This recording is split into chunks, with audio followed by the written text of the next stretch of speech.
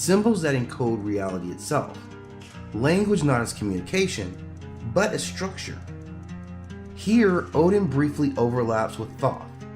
Where Thoth records structure, Odin bleeds into it. Now, these runes are not letters. These are not decorations. These are principles. Each rune is a function of reality, a force that can shape events if understood correctly. Odin does not invent them, he uncovers them. And once uncovered, they cannot be forgotten. This is the reoccurring theme of Odin's awareness. Once you see, you cannot unsee. Odin practices Seor, a form of magic associated with fate, perception, and manipulation of outcomes. In Norse society, Seor is considered unmanly, taboo, dangerous. Odin practices it anyway, and this is critical. Odin is willing to violate social norms, gender roles, and divine expectations for the sake of understanding. Awareness does not respect comfort.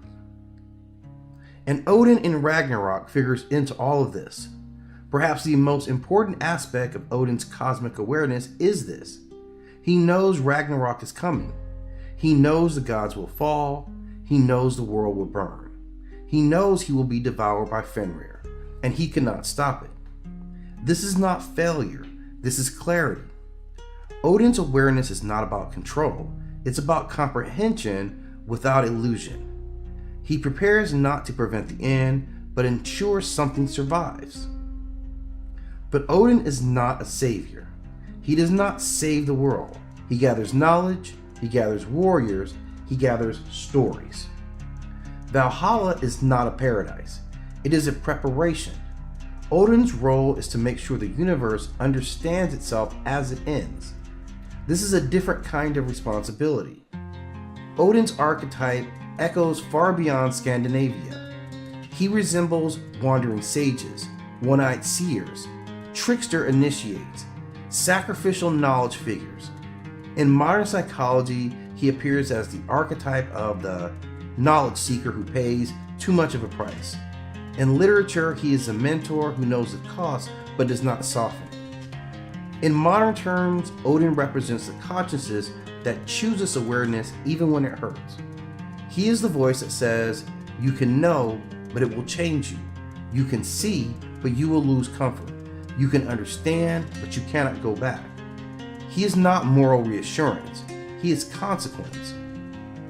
Odin is not a god of victory. He is the god of vision earned through sacrifice. He stands at the center of the universe that cannot be saved, only understood. And he chooses understanding anyway. That is his power, not through domination, not through force, but the willingness to see clearly even when the truth demands blood.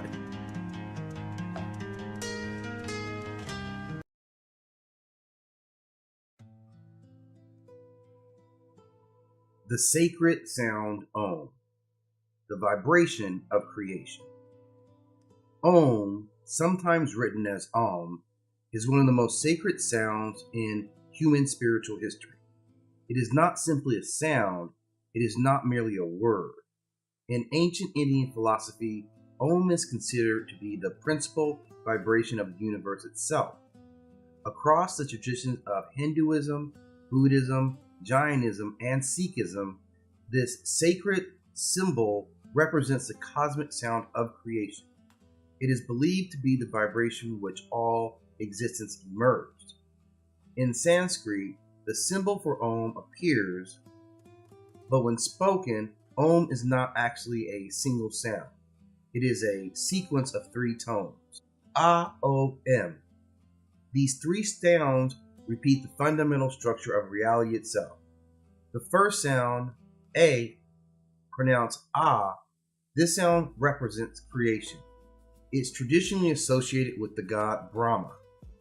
In mythic symbolism, this sound represents the birth of the universe, the moment when existence began. It also represents a state of waking consciousness, the everyday awareness through which humans experience the world. The second sound is the U, pronounced U. This sound represents preservation. It is associated with Vishnu, the divine force responsible for sustaining the universe. Here the symbol shifts from birth to continuity. Life unfolds. Existence falls forward. In the human mind, the sound corresponds to the dream state, a realm where reality becomes fluid and imaginative. The third sound, the M, pronounced this vibration represents destruction, or more accurately, transformation. It is associated with the god Shiva. In mythical philosophy, destruction is never simply an ending. It is the necessary stage that allows creation to begin again. The final tone corresponds to the deep sleep state, where conscious minds dissolve and the individual self temporarily disappears. But the philosophy of Om does not end with the sound. After the chant of Om concludes, something important happens. There is silence. That silence represents a fourth stage of consciousness known as Turiya. Turiya is the state beyond walking, dreaming, and deep sleep. It represents pure awareness, the ultimate reality underlying the universe. In this sense, Om does not simply describe reality, it contains the entire structure of the consciousness. One of the clearest explanations of Om appears in the ancient philosophical text known as the Mandukya Upanishad. Despite being one of the shortest Upanishads, this text presents the most profound ideas of Indian philosophy. This Upanishad teaches that Om presents the totality of existence. It symbolizes the past, the present, and the future. It also represents something even stronger, that which lies beyond time itself. In other words, Om is understood as the sound form of the entire universe. The idea that the universe begins with sound is not unique to Indian tradition. Across cultures, myths of a creation often begin with speech, vibration, or sacred word. In Christian tradition, the opening of the Gospel of John famously declares, "In the beginning was the Word." In Egyptian, the creator Ptah was believed to have brought the world into existence through spoken word. Similarly, the wise Thoth was associated with sacred speech, writing, and magical words capable of shaping reality. These traditions all reflect a shared ancient belief. Sound has creative power. Om represents the purest and most abstract expression of that idea. The written symbol of Om also carries layers of meaning. Each element of the symbol presents a different state of consciousness. The large lower curve represents the waking world. The middle curve represents the dream state. The upper curve represents deep sleep. Above these curves sits a dot, symbolizing enlightenment. Separating the dot from the rest of the symbol is a small crescent shape. That crescent represents Maya, the illusion that prevents ordinary awareness from perceiving ultimate reality. For thousands of years, Om has been used as a meditative tool. Chanting Om is believed to calm the nervous system, regulate breathing, and focus the mind. The long, resonant sound creates a vibration that can be felt through the chest, throat, and skull. In mediation traditions, that resonance is thought to harmonize the body and mind. Many practitioners describe Om as functioning like mental tuning fork, helping consciousness settle into a slower, more stable rhythm. In modern times, some thinkers have drawn parallels between this ancient idea and scientific theories about the nature of reality. Physics tells us that matter is not truly solid. Atoms themselves are patterns of energy vibrating in space. From subatomic particles to distant galaxies, the universe operates through oscillating in frequency. Although ancient sages did not describe the universe using modern scientific language, their philosophical insight point towards similar ideas. Reality may ultimately be a field of vibration. Om symbolizes the fundamental tone of that cosmic resonance. Om represents existence itself. It appears everywhere within Indian spiritual structure. It can be found in temples, sacred texts, meditation halls, jewelry, and art. Many traditional mantras begin with Om. In modern mythological terms, Om is far more than just a symbol. It represents the breath of creation. It is the voice of the cosmos, the vibration underlying reality itself. Every mythology must answer the same question: how did the universe begin? In the philosophy of the Om, the answer is beautifully simple. The universe began with a sound.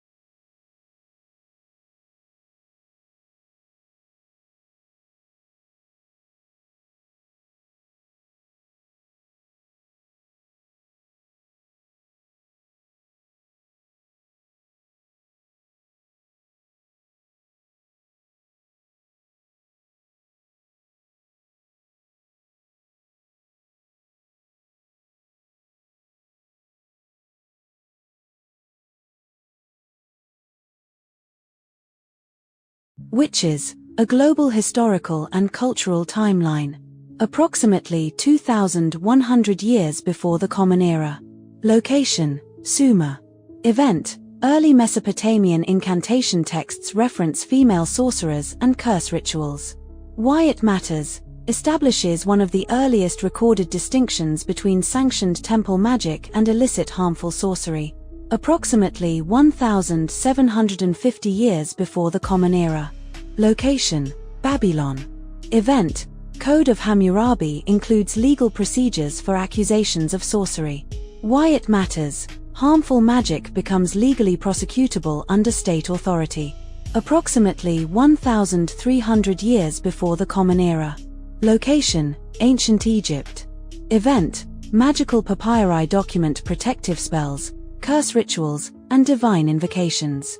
Why it matters: demonstrates normalized ritual magic within religious life rather than criminal witchcraft.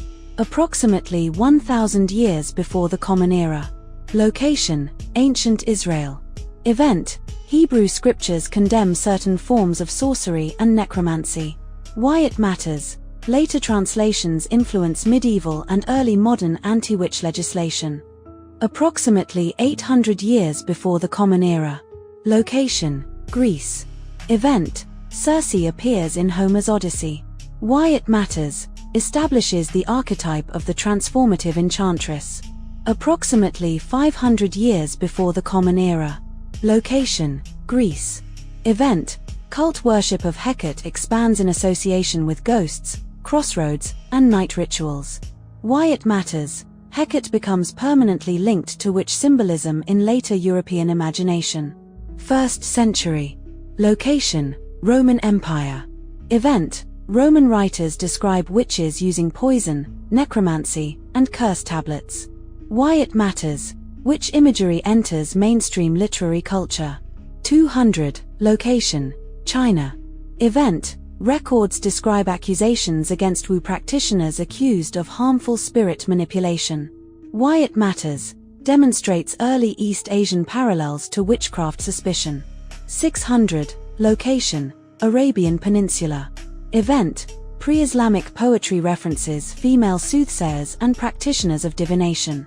Why it matters: shows widespread association between women and mystical knowledge. 906. Location: West Francia. Event: Canon Episcopi written. Why it matters: official church doctrine dismisses witch flight as illusion. 1231. Location: Papal States. Event: Papal Inquisition formally established. Why it matters: creates institutional framework later used in witch trials. 1324. Location: Ireland. Event: Trial of Alice Keitler for sorcery. Why it matters: one of the earliest documented European witchcraft trials. 1486. Location: Germany. Event: Publication of Malleus Maleficarum. Why it matters: codifies demonological theory and accelerates European witch hunts. 1560. Location: Scotland. Event: Scottish Witchcraft Act passed. Why it matters: formalizes capital punishment for witchcraft. 1580 to 1630. Location: Central Europe. Event: Peak of European witch hunts. Why it matters: tens of thousands executed across Germany, France, Switzerland, and neighboring regions. 1590. Location: Scotland. Event: North Berwick witch trials. Why it matters: King James VI becomes directly involved in prosecutions. 1612. Location: England. Event: Pendle witch trials. Why it matters: one of the most famous English witch trial cases. 1645. Location: England. Event: Matthew Hopkins conducts large-scale witch hunts. Why it matters: intensifies prosecutions during civil unrest. 1692. Location: Salem, Massachusetts. Event: Salem witch trials. Why it matters: becomes the most famous case of accusation hysteria in colonial America. 1735. Location: England. Event: Witchcraft Act redefines witchcraft as fraudulent claim rather than supernatural crime. Why it matters: marks the legal decline of witch executions in Britain. 1812. Location: Germany. Event: Grimm brothers publish Hansel and Gretel. Why it matters. The witch becomes entrenched as folklore villain. 1830s location, Haiti. Event, colonial authorities suppress voodoo practices labeled as witchcraft. Why it matters, demonstrates colonial criminalization of African diasporic spiritual systems. 1888, location, Jamaica. Event, Obia Act criminalizes spiritual practices associated with African traditions. Why it matters, witchcraft accusations used as tool of colonial control. 1890, location, India. Event, British colonial records document witch accusations in rural villages. Why it matters, shows continued global use of witch labeling in social conflicts. 1939, location, United States. Event, The Wizard of Oz released. Why it matters, defines the green-skinned witch in global cinema. 1954, location, United Kingdom. Event, Witchcraft Act repealed and Witchcraft Today published. Why it matters, modern Wicca formally emerges. 1964, location, United States. Event, Bewitched premieres. Why it matters, which normalized in domestic comedy format. 1968, location, United States. Event, Rosemary's Baby released. Why it matters, reintroduces satanic coven paranoia in modern horror. 1977, location, Italy. Event, Suspiria released. Why it matters, witches depicted as hidden institutional power network. 1996, location, United States. Event, The Craft released. Why it matters, witchcraft merges with youth identity and empowerment. 1997, location, United Kingdom. Event, Harry Potter published. Why it matters, witchcraft mainstreamed to global youth audience. 1998, location, United States. Event, Charmed premieres. Why it matters, establishes sisterhood-based witch mythology. 2005, location, United States. Event, Supernatural premieres. Why it matters, witches portrayed as morally complex occult practitioners. 2013, location, United States. Event, American Horror Story, Coven airs. Why it matters, which aesthetic revived for modern Gothic audiences. 2015, location, United States. Event, The Witch released. Why it matters, returns to historically grounded Puritan fear narrative. 2018, location, global. Event, Witch talk trends emerge on TikTok. Why it matters, witchcraft identity spreads through algorithm-driven media. 2020, location, global. Event, pandemic-era surge in online tarot and spell communities. Why it matters, which identity integrates with digital spirituality culture.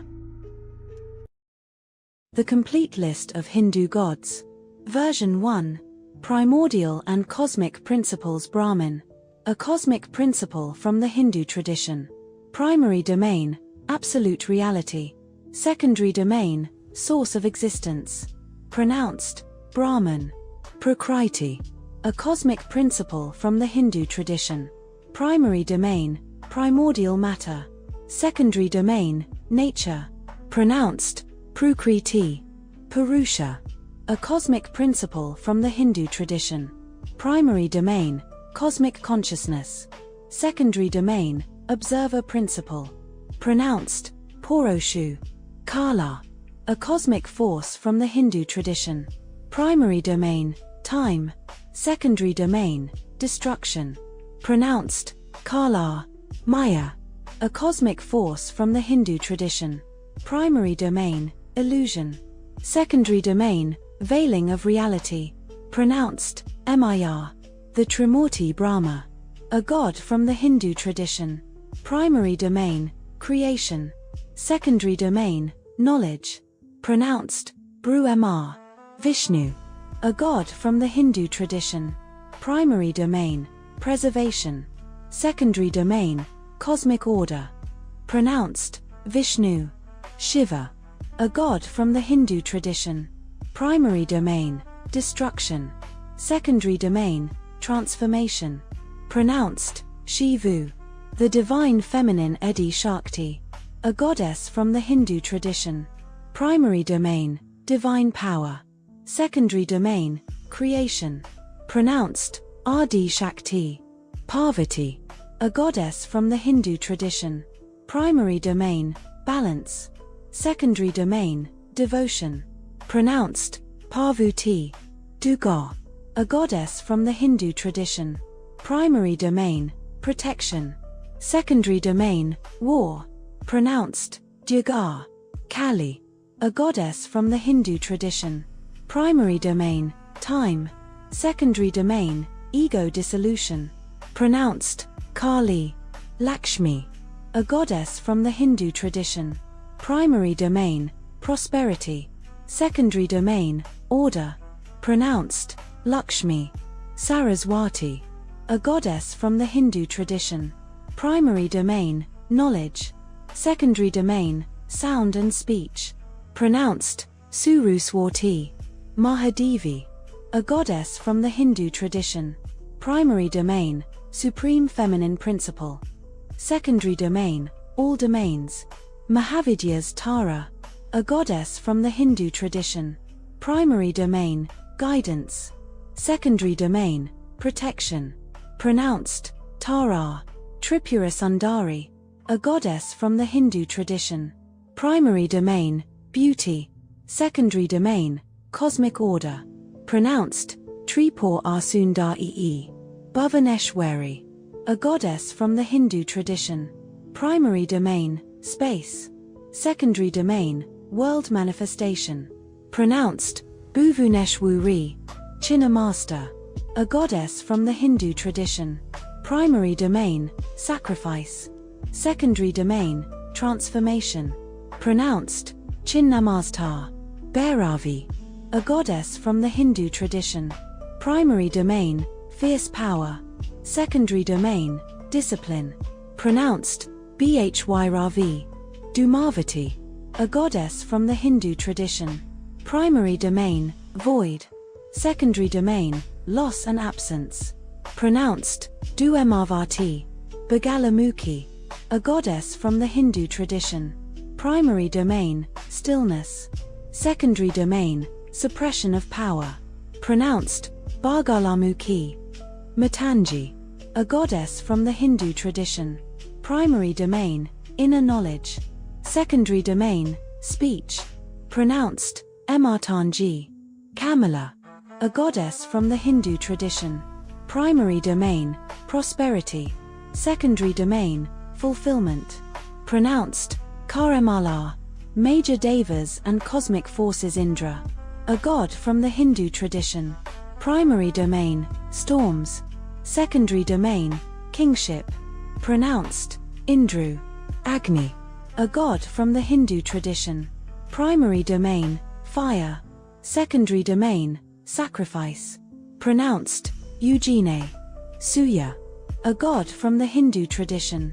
Primary domain, the sun. Secondary domain, truth. Pronounced, Soaya. Vayuna, a god from the Hindu tradition. Primary domain, cosmic law. Secondary domain, oceans. Pronounced, Vuruna. Vayu, a god from the Hindu tradition. Primary domain, wind.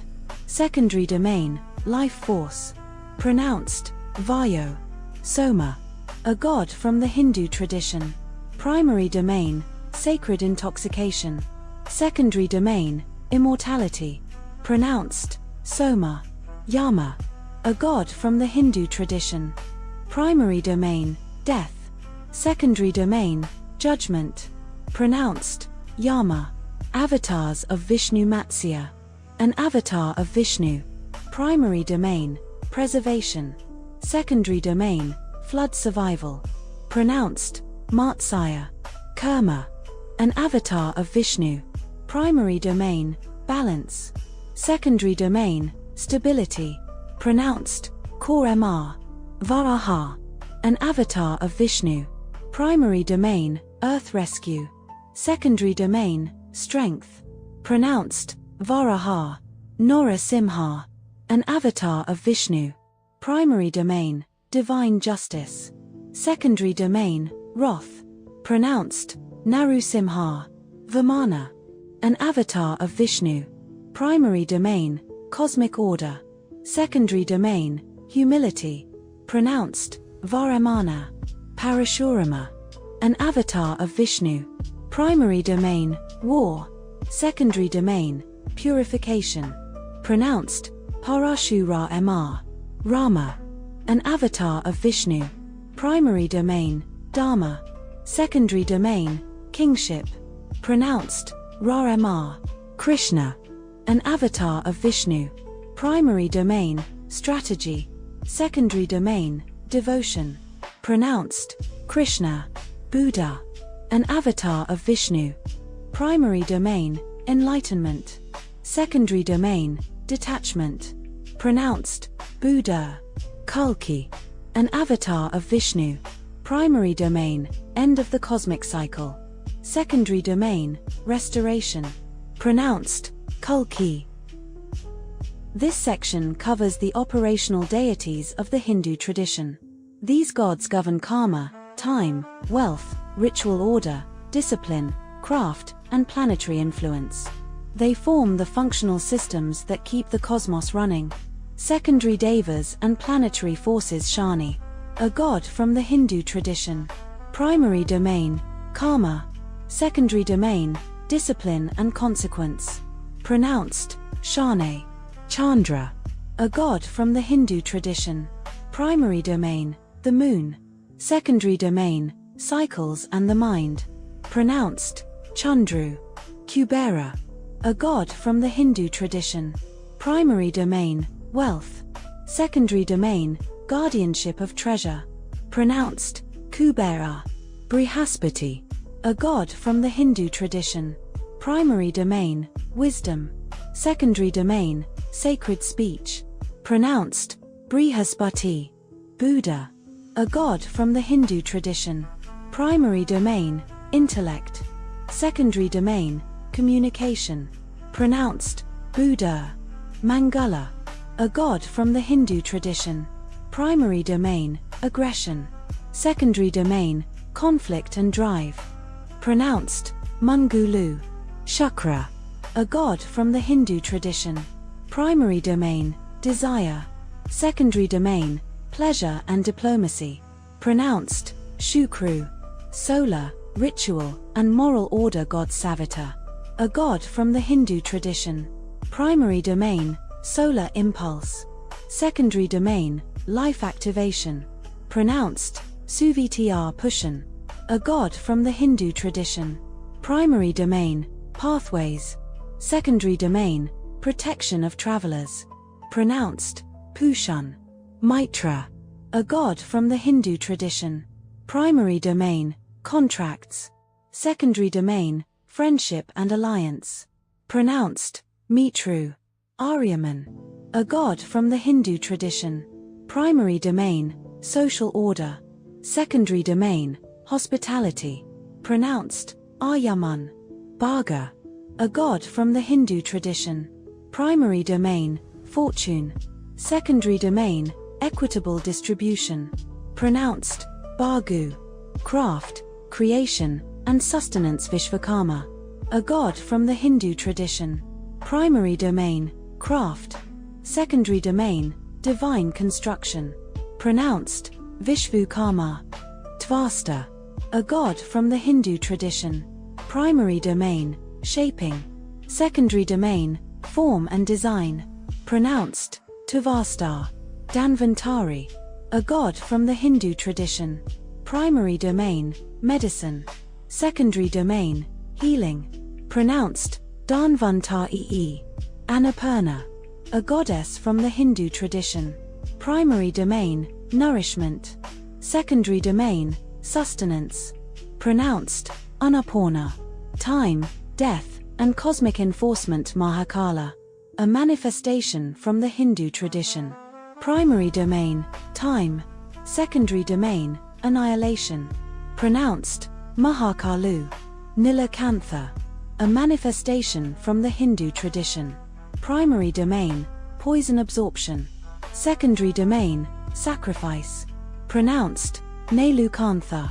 Kala Bhairava, a manifestation from the Hindu tradition. Primary domain, temporal guardianship. Secondary domain, boundary enforcement. Pronounced, Kala Bhyravu. Shadow and liminal forces Rahu, a shadow entity from the Hindu tradition. Primary domain, eclipses. Secondary domain, obsession. Pronounced, Rahu. Ketu, a shadow entity from the Hindu tradition. Primary domain, liberation. Secondary domain, disruption of attachment. Pronounced, Ketu. Directional and protective forces Lokapalas, a group deity from the Hindu tradition. Primary domain, guardianship of directions. Secondary domain, cosmic balance. Pronounced, Lokapalas. Dikpalas, a group deity from the Hindu tradition. Primary domain, spatial order. Secondary domain, boundary protection. Pronounced, Dikpalas. This section covers manifestations and power forms within the Hindu tradition. These entities represent intensified states of force, balance, destruction, protection, and cosmic expression. They are not separate gods, but functional expressions of divine power. Shiva manifestations Bhairava, a manifestation from the Hindu tradition. Primary domain, destruction. Secondary domain, protection of sacred space. Pronounced, Bhyravu. Nataraja, a manifestation from the Hindu tradition. Primary domain, cosmic dance. Secondary domain, time and rhythm. Pronounced, Nataraju. Ardhanarishvara, a manifestation from the Hindu tradition. Primary domain, unity. Secondary domain, gender balance. Pronounced, Ardhanarishvaru. Virabhadra, a manifestation from the Hindu tradition. Primary domain, wrath. Secondary domain, divine retribution. Pronounced, Virabhudru. Sharaba, a manifestation from the Hindu tradition. Primary domain, containment of power. Secondary domain, feral force control. Pronounced, Sharabu. Dakshinamurti, a manifestation from the Hindu tradition. Primary domain, wisdom transmission. Secondary domain, silent teaching. Pronounced, Dakshinamurti. Devi manifestations beyond the Mahavidyas Gauri, a goddess manifestation from the Hindu tradition. Primary domain, purity. Secondary domain, fertility. Pronounced, Gauri. Uma, a goddess manifestation from the Hindu tradition. Primary domain, ascetic power. Secondary domain, devotion. Pronounced, Omr. Annapurna Devi, a goddess manifestation from the Hindu tradition. Primary domain, nourishment. Secondary domain, sustenance. Pronounced, Annapurna Devi. Chamunda, a goddess manifestation from the Hindu tradition. Primary domain, destruction. Secondary domain, warfare. Pronounced, Chamunda. Varahi, a goddess manifestation from the Hindu tradition. Primary domain, protection. Secondary domain, strategic force. Pronounced, Vurahi. Shitala, a goddess manifestation from the Hindu tradition. Primary domain, disease. Secondary domain, healing. Pronounced, Shitala. Manasa, a goddess manifestation from the Hindu tradition. Primary domain, serpents.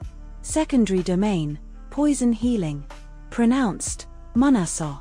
Cosmic guardians and boundary powers Skanda, a god from the Hindu tradition. Primary domain, war. Secondary domain, leadership. Pronounced, Skanda. Ganesha, a god from the Hindu tradition. Primary domain, obstacle removal. Secondary domain, beginnings. Pronounced, Guneshu. Nandi, a divine being from the Hindu tradition. Primary domain, guardianship. Secondary domain, devotion. Pronounced, Nandi. Garuda, a divine being from the Hindu tradition. Primary domain, the sky. Secondary domain, protection. Pronounced, Guru-dur. Serpent and subterranean powers Shisha, a serpent being from the Hindu tradition. Primary domain, cosmic support. Secondary domain, infinity. Pronounced, Sheshu. Vasuki, a serpent being from the Hindu tradition. Primary domain, churning force. Secondary domain, binding power. Pronounced, Vasuki. Directional and protective forces Ashta Dikpalas, a group manifestation from the Hindu tradition. Primary domain, directional guardianship. Secondary domain, spatial balance.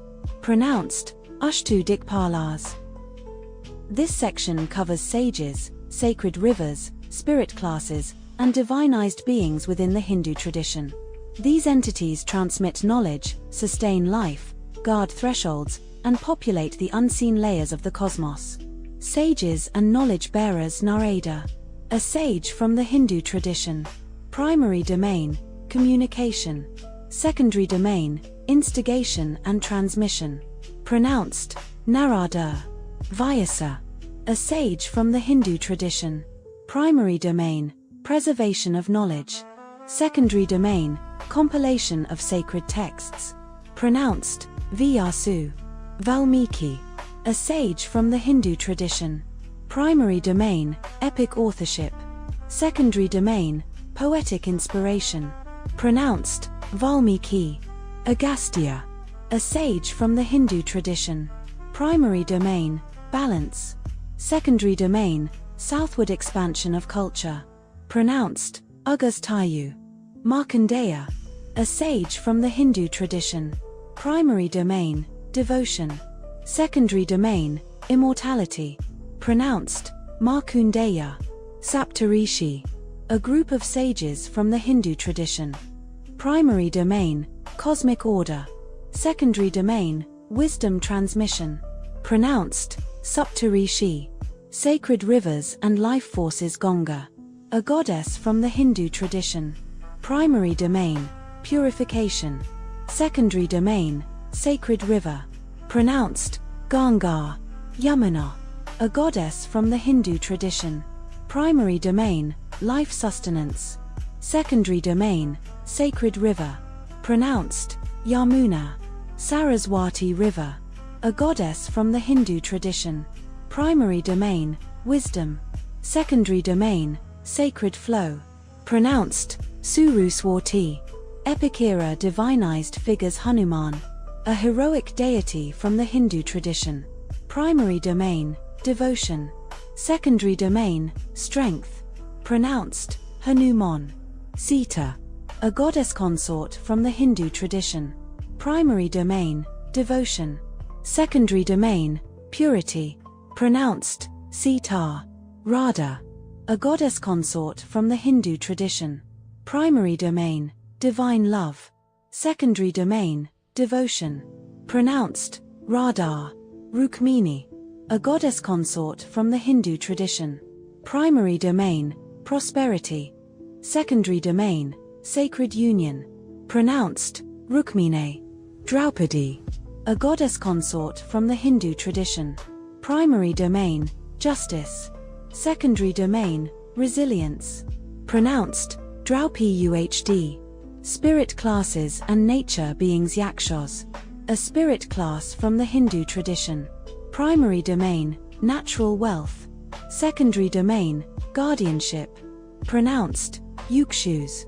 Gandharvas, a spirit class from the Hindu tradition. Primary domain, music. Secondary domain, inspiration. Pronounced, Gandharvas. Apsaras, a spirit class from the Hindu tradition. Primary domain, grace. Secondary domain, seduction. Pronounced, Apsurus. Rakshasas, a being class from the Hindu tradition.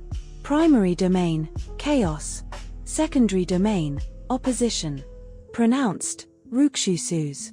Asuras, a being class from the Hindu tradition. Primary domain, ambition. Secondary domain, power struggle. Pronounced, Asurus. Nagas, a being class from the Hindu tradition. Primary domain, serpent wisdom. Secondary domain, subterranean realms. Pronounced, Nagas.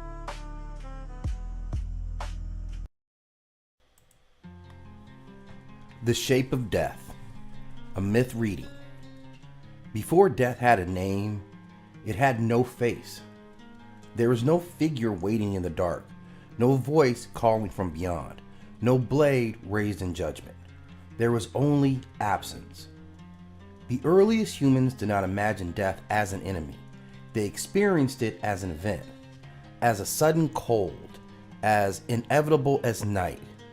A body stopped moving. A fire went out. A voice was never heard again. Death did not arrive, it happened. And because it had no intention, it inspired no image. As civilizations formed, something changed. When humans learned to build cities, they also learned to remember.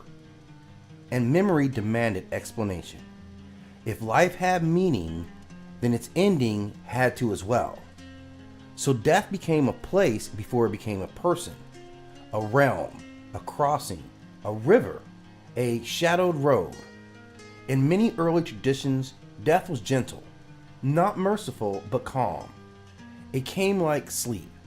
It came like dusk. The dead were not punished, they were processed, guided, measured, prepared. Death was not here to hurt you, it was there to receive you. But the world grew crowded. Empires expanded, wars multiplied, famine followed power wherever it went. And death stopped feeling distant. It moved into homes, into streets, into churches. When people began dying by the thousands, death could no longer be abstract. It needed a face. The turning point came when death became visible, not as a myth, but a spectacle. Plague emptied cities. Fields filled with bodies instead of crops. Entire generations vanished between seasons. And suddenly, death was no longer rare. It was constant. When something becomes constant, humans stop asking if and start asking when. And when fear demands explanation, authority provides answers. This is when death learned to judge. The end of life was no longer neutral. It was deserved. It was earned, avoided if you obeyed. The dead were no longer simply gone, they were sorted, saved or condemned, accepted or judged, and judgment requires a judge. So humanity dressed death, not in flesh but in symbol, a skeleton, because beneath every difference, all humans look the same. A robe, because authority hides itself, because power never shows its hand. And a blade, not a sword of war, but a tool of harvest, the scythe. Because death does not fight you, it collects you. The Grim Reaper did not appear all at once. It assembled, piece by piece, century by century. Artists painted what people feared. Priests preached what people needed to hear. And death stepped forward, not as an idea, but as a presence. Tall, silent, watching. It did not rage, it did not plead, it waited. And this figure was not born from ancient scripture. It was born from trauma, from watching neighbors vanish overnight, from mass graveyards blessed in a hurry, from doorbells ringing so often they lost meaning. The Grim Reaper is not death itself. It is humanity's attempt to look death in the eye. And once death had a face, it could be spoken to, appealed to, mocked, or feared. Stories emerged of death being tricked, outrun, delayed. Not because humans believed they could win, but because they needed to imagine resistance. Even in myth, death always wins, but sometimes it listens. As centuries passed, the Grim Reaper followed humanity forward, into books, into theater, into art, then into films, then into comics, then into jokes. Because when something terrifies you long enough, eventually you laugh. Not because it is funny, but because laughter is control. The Vega Chorus, the hidden civilization of the Fae. There is a system in the northern sky that most humans mistake for simply a star. Vega. Bright, steady, harmless. But Vega is not a star alone. Vega is a civilization. And not the kind that builds empires. The kind that builds coherence. Long before the Aesir divided dominion, long before angels learned hierarchy, long before humans named gods praised upward, Vega was already synchronized. The Fae are not tribes. They are not rival courts. They are not scattered fantasy creatures fluttering in forests. They are one civilization, a distributed mind wearing different bodies. Individual excellence inside collective intelligence. They do not rule each other, they resonate. At the heart of Vega is something no empire understands. The chorus. Not a monarch, not a throne, not a god. The chorus is a shared cognitive field, a living psychic lattice. It stores memory, intent, invention, cultural law. Every Fae can access it, but not equally. To speak with one Fae is not to speak with an individual. You are speaking with a civilization through a particular mouthpiece. Privacy exists, secrecy exists, but deception barely does. When a Fae lies, the chorus vibrates. When a Fae fractures the whole, the field trembles. Dissent does not cause war, it causes desynchronization. And desynchronization is treated like a disease, not punished, healed, because coherence is survival. That is why Vega has never collapsed. It cannot fracture in the way empires fracture. It does not vote, it resonates. And from that resonance arise four great expressions of consciousness. Not species, expressions. The first are the elves, the aesthetic cortex of Vega. They decide how reality should feel. They shape ecosystems like musicians tune instruments. They sculpt genetics like artists shape marble. They control light, symmetry, emotional resonance. For them, beauty is not vanity, beauty is organization. A forest that is balanced is beautiful. A form that is efficient is beautiful. Ugliness is inefficiency. Inefficiency is danger. The elves design worlds that do not decay prematurely. They decide the elegance of probability. They do not ask whether something is pleasing, they ask whether it harmonizes. And if it does not harmonize, they redesign it. Where the elves determine how realities look, the dwarves determine what reality can survive. And this is structural cortex. Reality engineers. Star metal forgers. They understand the weight of physics the way others understand breath. Jewels in Vega are not decoration, they are memory. Crystal lattices store data, compression through structure. A dwarven city does not collapse because collapse is not permitted. They bend law without breaking it. They bind vaults that hold time steady. They forge metals that remember who touched them. They calculate load, tension, strain, not with numbers alone, but with harmonic awareness. If the elves are beauty, the dwarves are endurance. And then there are the gnomes, the cognitive cortex, the dangerous ones among them. Where others see doors, gnomes see coordinates. They were the first to understand that realms are not mystical mysteries. They are addressable locations. Portals are not open, they are called. A gnome does not ask, where do we go? They ask, what frequency are we dialing? Their portals operate on symbol, on intent, on harmonic mathematics, on narrative destiny. Every realm vibrates at a signature. Every world carries a pattern. To dial incorrectly is to not fail.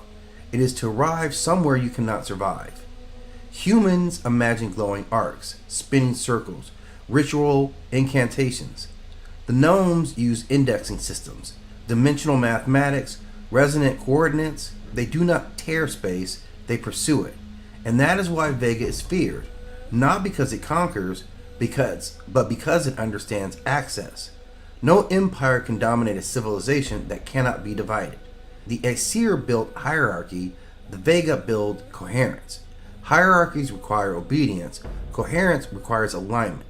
You cannot bribe resonance. You cannot threaten harmony. You cannot infiltrate a mind that is already shared. That is why Vega has never needed armies. When an external force approaches, the chorus adjusts. Light shifts, probabilities bend, portals close. Not all by decree, but by synchronization. And yet, Vega is not perfect. Individual excellence still exists. The chorus amplifies brilliance, but it also magnifies deviation. When a Fae drifts too far away from harmonic law, the field hums. Correction begins. Not through exile, through recalibration. That is the subtle terror outsiders feel. That you are not confronting a ruler, you are confronting a civilization that cannot lie to itself. And now, the human problem. Humans are loud, emotionally erratic, narratively dense. We fracture easily, we divide quickly, we deceive others daily, and yet we are curious. When humans discover portal mathematics, when they uncover harmonic fragments, when they initiate symbols without understanding density, they attempt to dial blindly. What frequency are we disturbing? And that is how civilizations collide, not through invasion, through curiosity without coherence. Vega does not seek Earth. It does not seek conquest. But if a door is dialed, if frequencies align, if narrative density breaches threshold, the chorus will answer. Not with war, but with evaluation. If Earth is dissonant, if humanity cannot harmonize, Vega will not destroy, it will simply refuse resonance.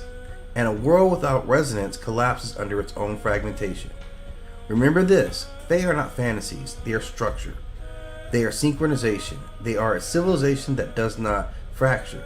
And in the cosmos ruled by hierarchy and conquest, that may be the most dangerous power of all.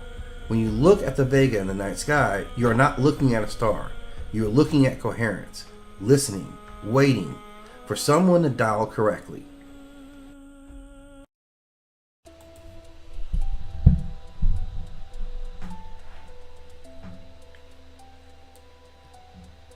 Melina, the Inuit sun goddess who refused to be caught. Now, the Arctic is not empty. It only looks empty to people who've never had to survive in a world where the sky can erase you. Up here, silence is language. Wind is warning. And light is not decoration. Light is a verdict. Because in the far north, the sun doesn't simply rise. It returns. Like something that had left on purpose. Like someone who remembers why they ran. And her name, whispered through the ice, through stories, through generations, is Melina, the Inuit sun goddess, North America's burning eye. So picture this, a tundra horizon so wide it feels like the edge of the world. Snow drifts like plain dunes, dark rock teeth jut from the land, and above it all, a sky that doesn't behave like other skies. A sky where the sun can refuse to set, or disappear for weeks. A sky that makes time feel like an animal, restless, hungry, unpredictable.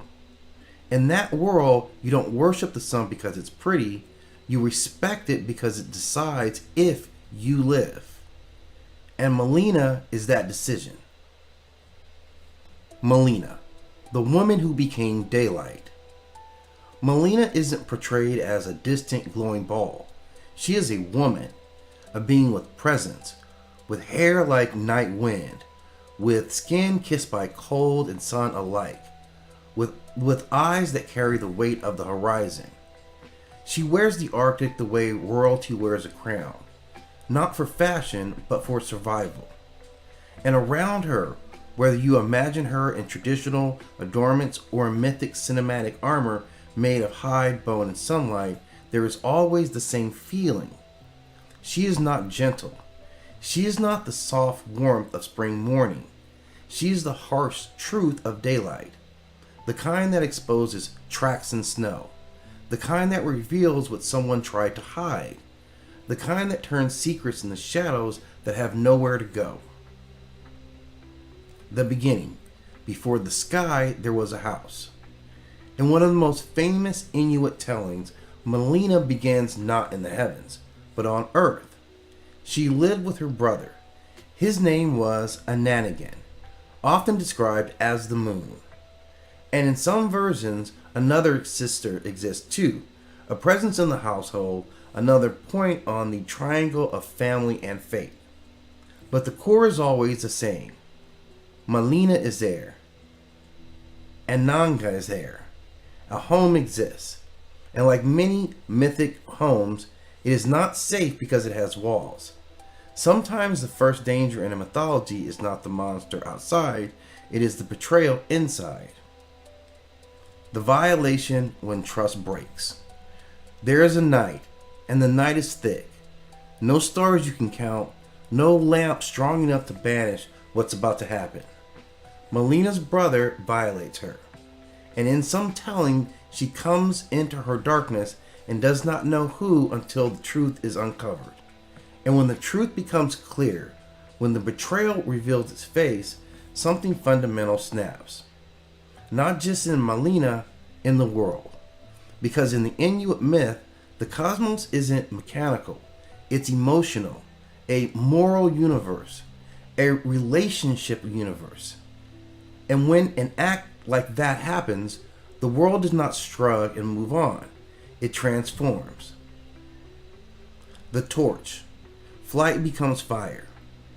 Melina does not stay. She takes a torch, a fire in hand, and she runs. Not into the woods, not into another village. She runs into the sky.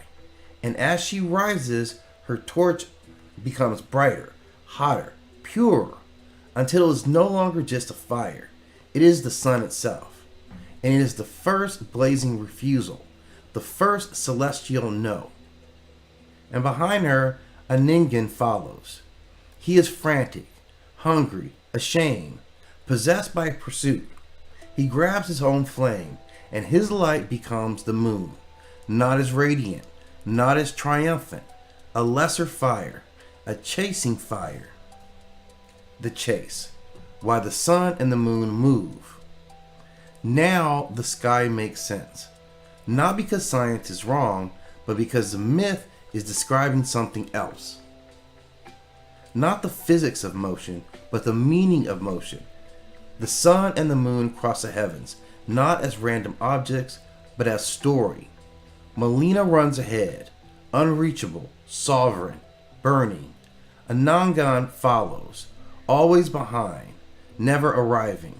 And in many tales, the moon grows thin, weak, diminished, because he forgets to eat. Because obsession is a kind of starvation. That is why the moon waxes and wanes. Sometimes he regains strength, sometimes he fades, but he never stops chasing. And Melina never stops moving, because the first rule of her myth is she will not be caught again. The Arctic miracle, when day doesn't end.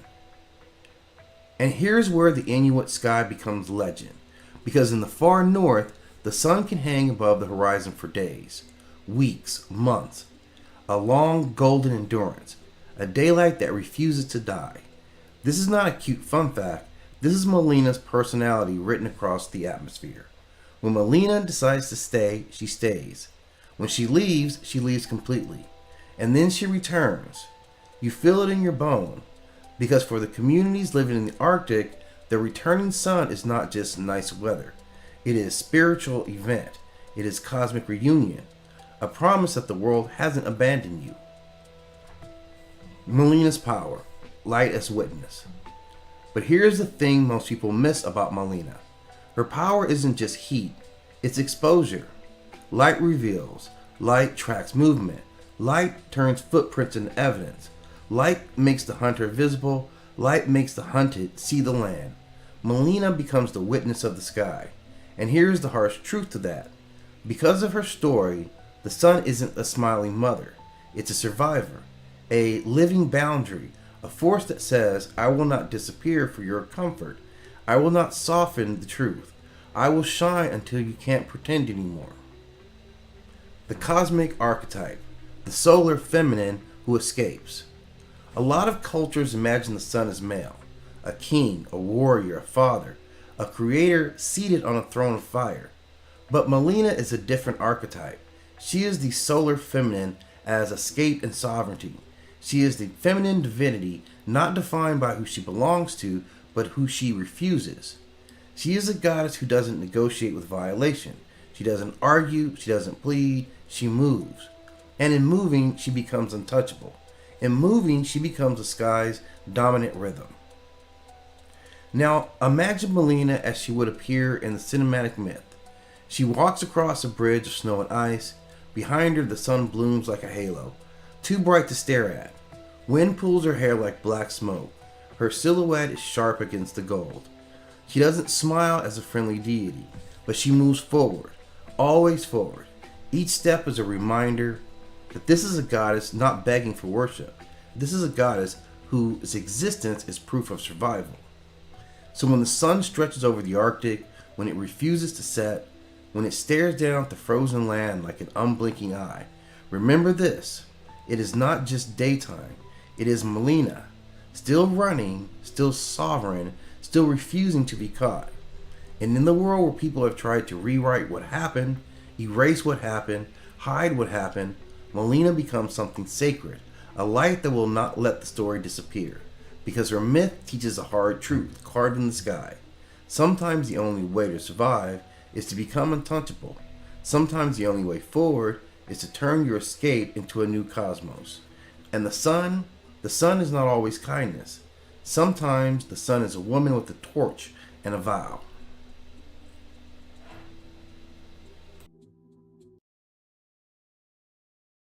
The living timeline of the great goddesses.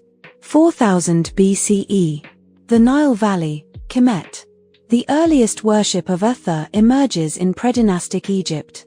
This establishes one of the oldest known divine feminine traditions, linking the goddess to fertility, nourishment, music, and the life-giving power of the Nile. 3500 BCE. Uruk, in ancient Sumer. The goddess Inanna begins to appear in temple worship and early myth. She becomes one of humanity's earliest recorded deities of love, sexuality, power, and divine authority. 3200 BCE. Uruk, Sumer. Inanna becomes closely associated with sacred kingship and temple institutions. This connects political authority directly to divine feminine power, legitimizing rulers through the goddess. 3100 BCE. Uruk, Sumer. The great temple complex of Eanna is dedicated to Inanna.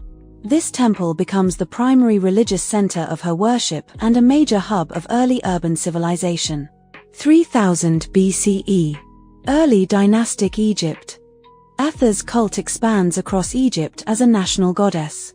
She becomes associated with joy, motherhood, music, and the nurturing aspects of divine femininity. 2300 BCE. The Akkadian Empire. Sargon of Akkad promotes the worship of Inanna under the name Ishtar. This spreads her influence across Mesopotamia and transforms her into a goddess of both love and war.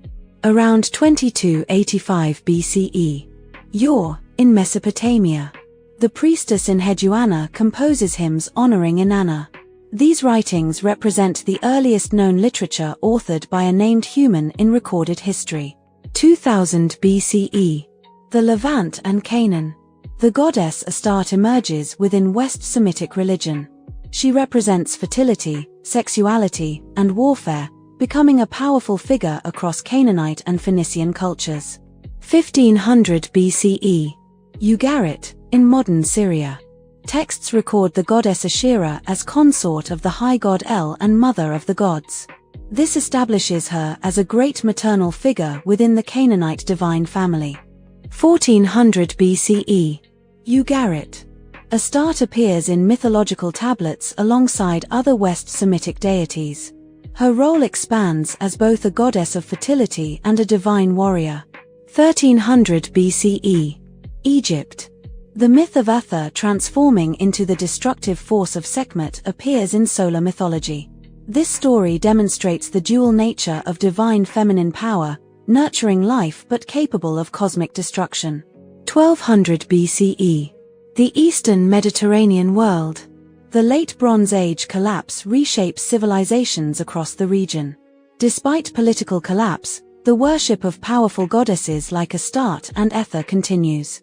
1000 BCE. Ancient Israel and surrounding territories. Inscriptions referencing Yahweh and his Asherah appear in archaeological records. These inscriptions suggest that early Israelite religion may have included a divine feminine counterpart. 800 BCE.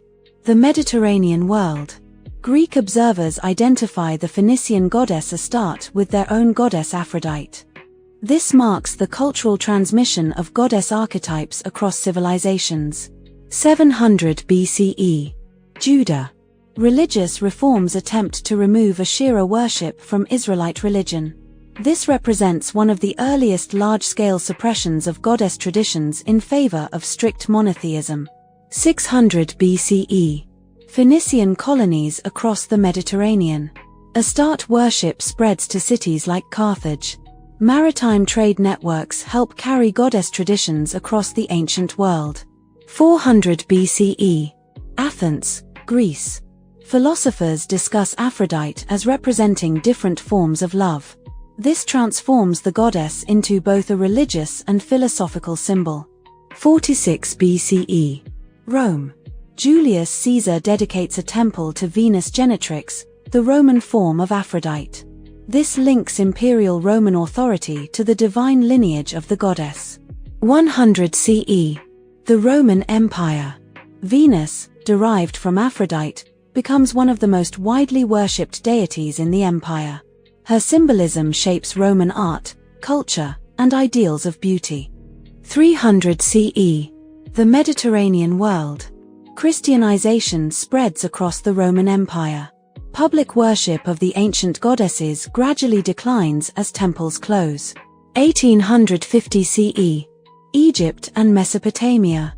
Archaeologists begin rediscovering the ruins of ancient civilizations. These discoveries bring forgotten goddesses like Ether and Inanna back into historical awareness. 1929 CE. Ras Shamra, Syria. The Ugaritic tablets are discovered. These texts reveal detailed myths about Asherah, Astarte, and the ancient Canaanite pantheon. 1960 CE. Universities worldwide. Scholars reconstruct ancient Near Eastern mythologies. Academic research restores the historical importance of these goddesses.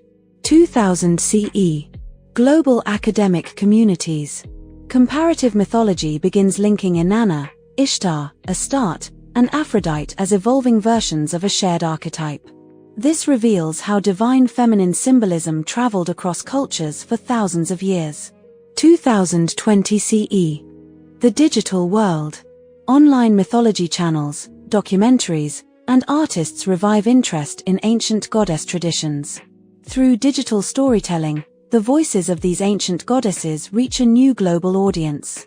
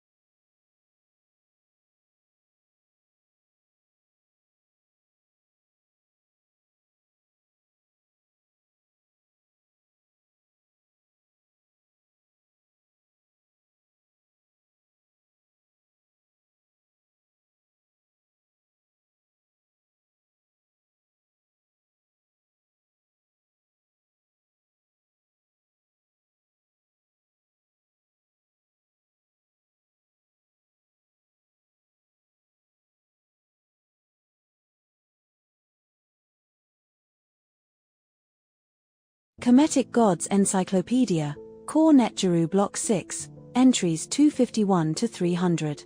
Oti. Oti is a Kemetic-associated deity. His primary domain is water, and he is also associated with guardianship. He originates from ancient traditions connected to Kemet. His name is pronounced Rt. He represents protective aquatic forces. Anukis. Anukis is a Kemetic goddess. Her primary domain is the Nile cataracts, and she is also associated with fertility. She originates from Kemet in the ancient era. Her name is pronounced Anukis. She governs the river's southern flow. Bennu. Bennu is a Kemetic deity. His primary domain is rebirth, and he is also associated with creation. He originates from Kemet in the ancient era. His name is pronounced Bennu. He represents renewal and continuity. Deduan. Deduan is a Kemetic-associated Nubian god. His primary domain is wealth, and he is also associated with incense. He originates from Nubian traditions. His name is pronounced Dedun. He reflects prosperity through trade. Horun. Horun is a Kemetic-associated god. His primary domain is protection, and he is also associated with warfare. He originates from Levantine traditions.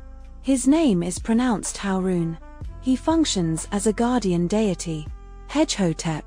Hedgehotep is a Kemetic god. His primary domain is craftsmanship, and he is also associated with textiles. He originates from Kemet in the ancient era. His name is pronounced Hedgehotep. He governs skilled production. Heket. Heket is a Kemetic goddess. Her primary domain is childbirth, and she is also associated with fertility.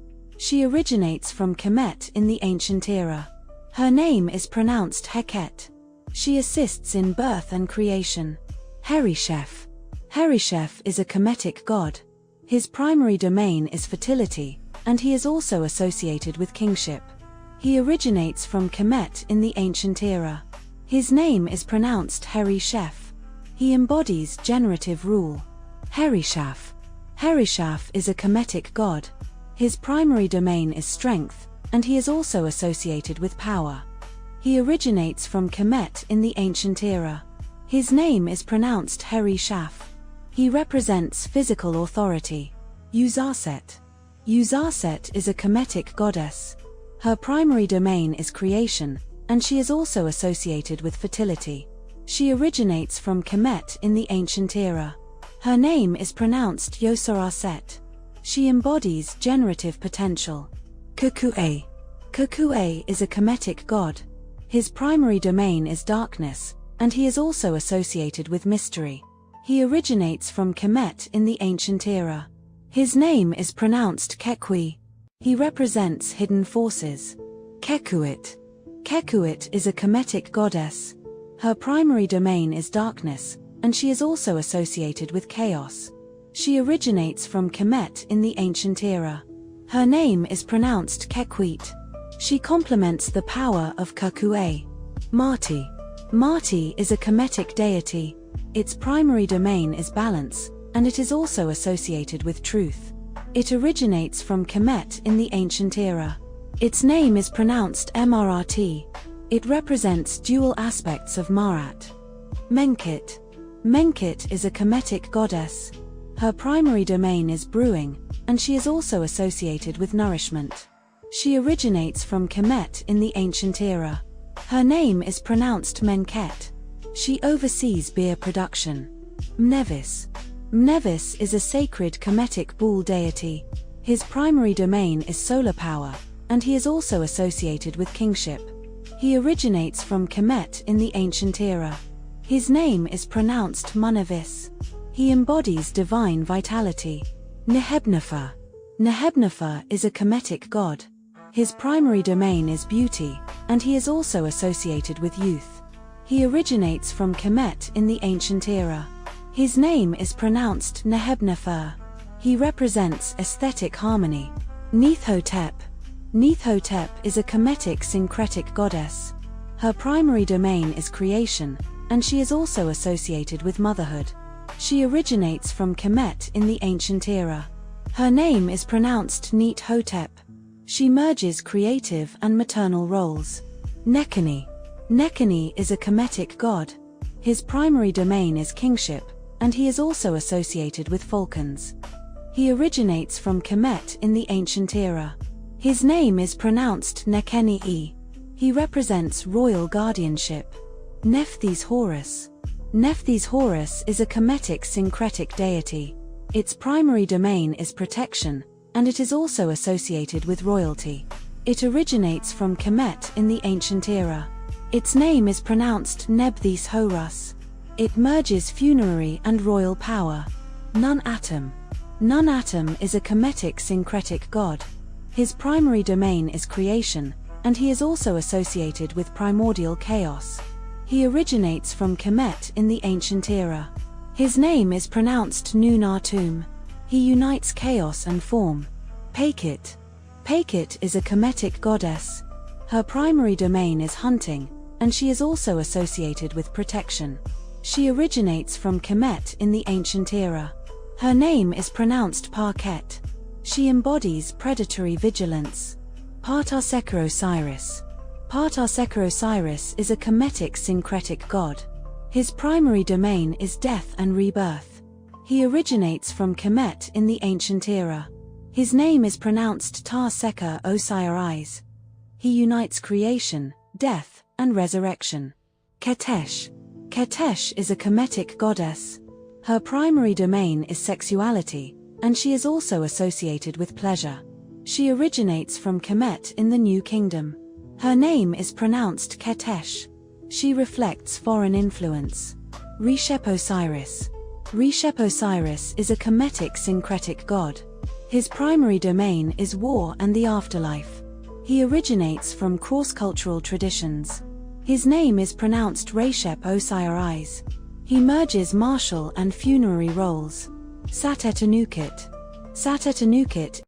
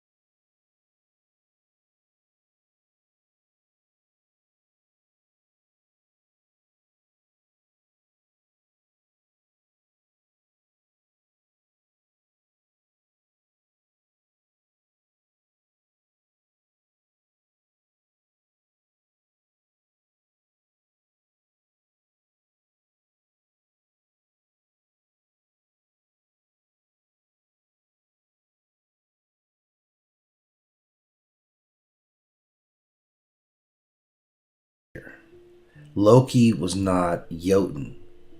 Loki was both. Loki was Jotun